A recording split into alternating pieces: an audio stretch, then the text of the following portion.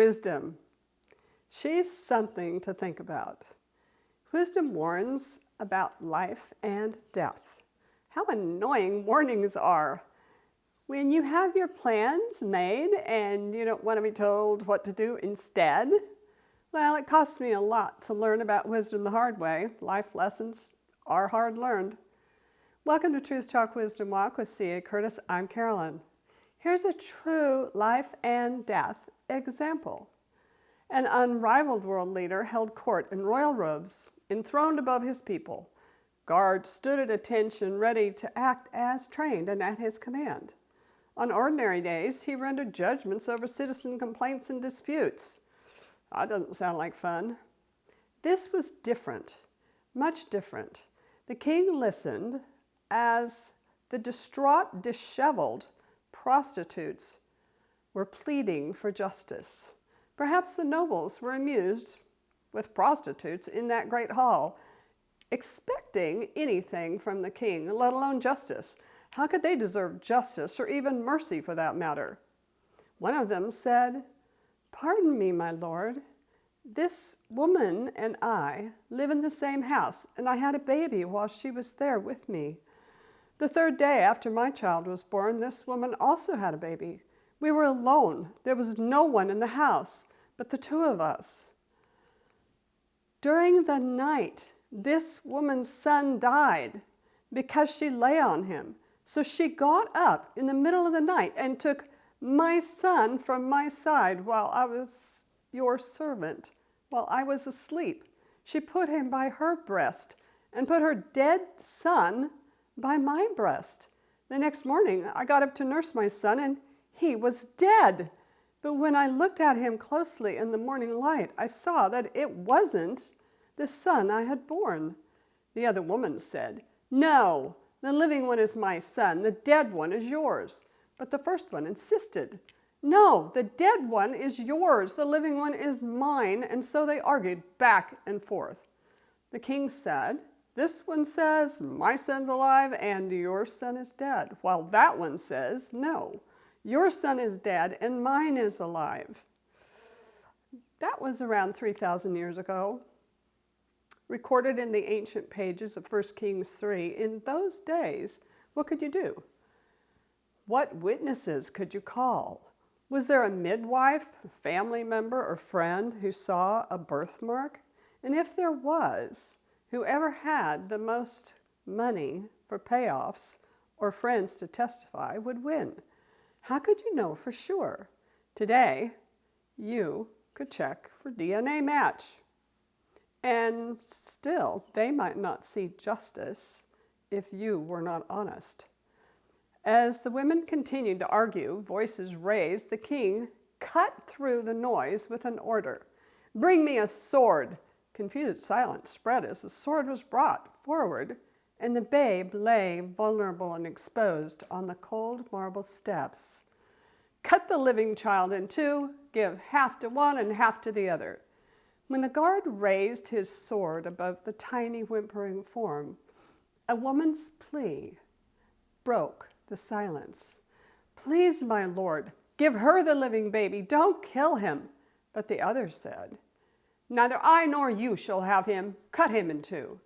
The sword was held steady, awaiting final orders. All eyes were on the king as he looked from the woman standing, head held high in defiance of mercy, to that desperate woman kneeling over the infant. "Give the living baby to the first woman. Do not kill him. She is the mother." Picture the scene while the true mother wrapped her infant in her arms and cradled him close to her heart.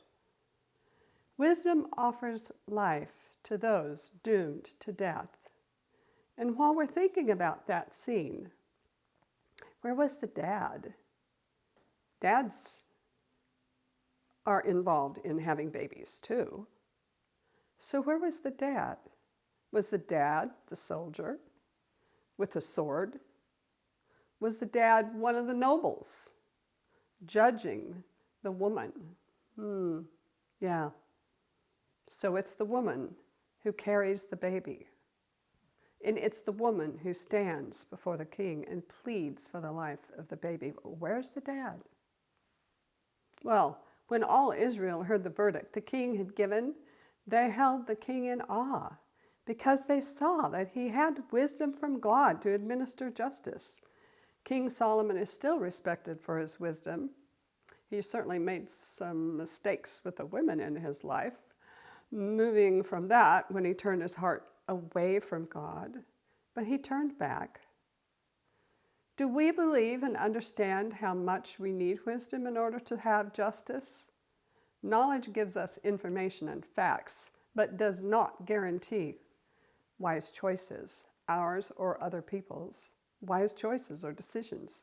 This is obvious, as foolish actions, even if well meant, lead to unintended, costly consequences. I was about 14 when I read about the historical event in 1 Kings 3. Earlier in a dream, God had asked the king what he wanted. Solomon admitted that he was too young to govern well. He needed an understanding heart to discern between good and bad and judge God's people. Pleased, he didn't ask for long life or fortune.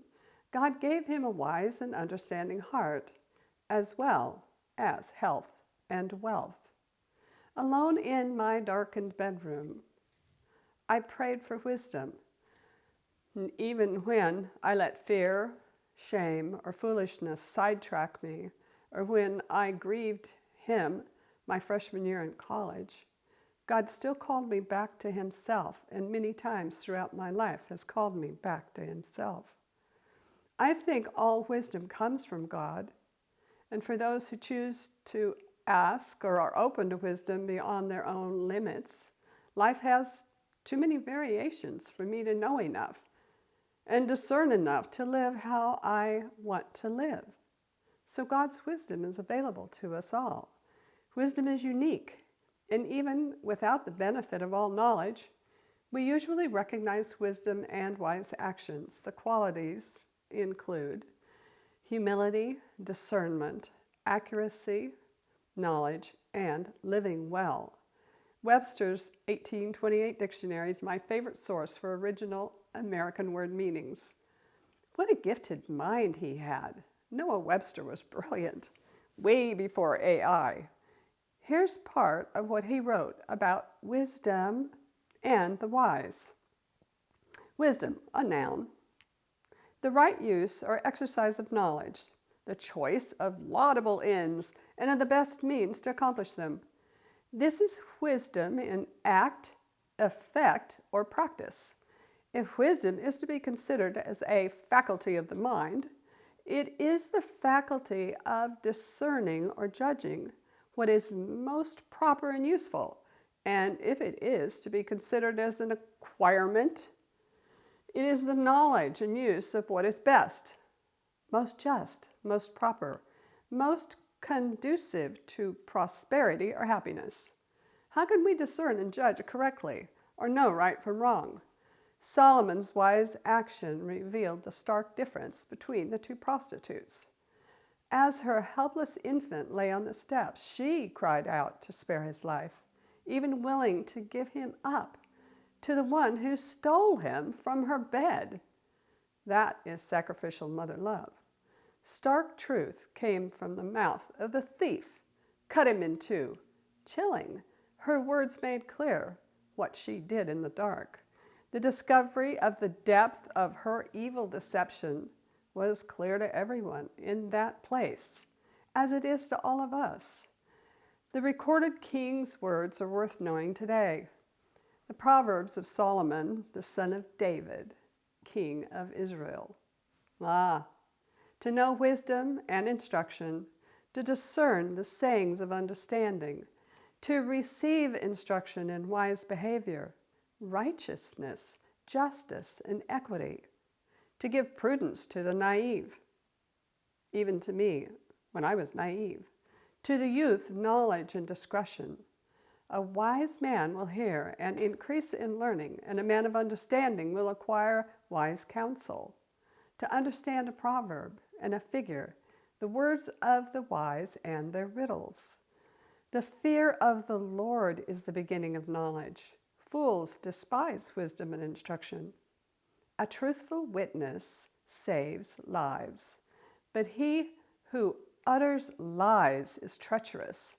He who is slow to anger has great understanding, but he who is quick-tempered exalts folly. And quick-tempered is like a pretense to cover up folly and wrongdoings. In contrast to wisdom, we notice foolishness, yet the foolish may not even care about wisdom at all. What if, instead of being too smart and sophisticated to respect ancient wisdom, we pondered and talked about the importance of discernment between right and wrong? And what if we taught our children and our youths to look for the bigger picture, the layers of story behind the headline? What if they explored the balance between justice and mercy? What if we invited them to value truth and seek wisdom beyond their years? What then would our world look like? What would our high schools look like? Wisdom matters, and you matter, and your life may depend on it. Encourage one another. We are not alone. Love truth, be grateful, and do good. And thank you for joining me for this journey of Truth Talk, Wisdom Walk. Till we meet again.